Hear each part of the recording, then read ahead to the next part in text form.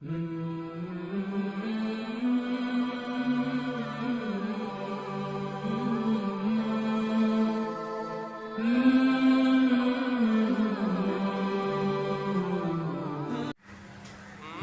غلام گیلانی بخش نے اپنی کتاب دو اسلام میں ایک بہت ہی پیارا مضمون پیاری ماں تحریر کیا ہے۔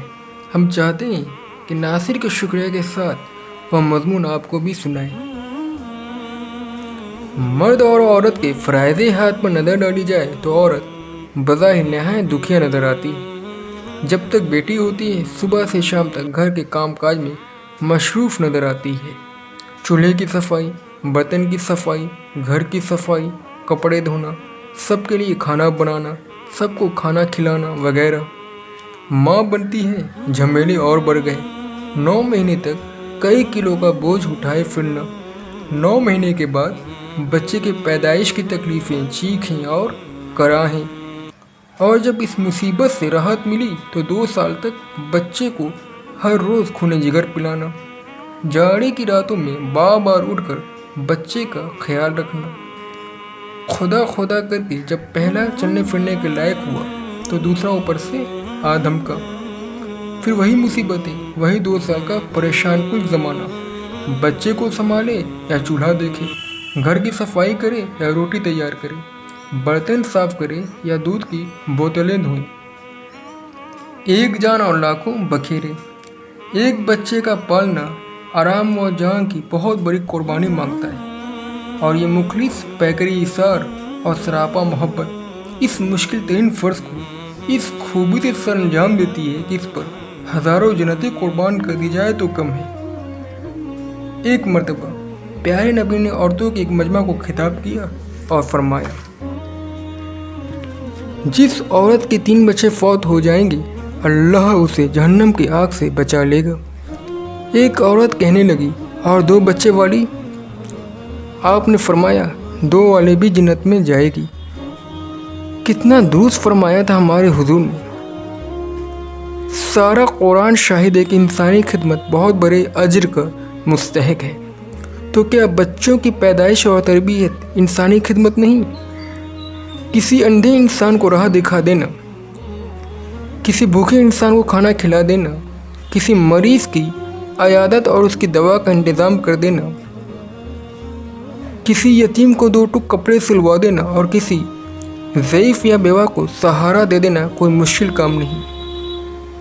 اگر اس دنیا میں کوئی مشکل اور نہایت مشکل کام ہے تو بچے کو 9 مہینے تک اٹھائے پھرنا اور موت حیات کی آخری سرحد پر پہنچ کر اس کو جنم دینا، اور 2 سال تک خون پلانا اور زندگی بھر اس پر قربان ہوتے رہنا۔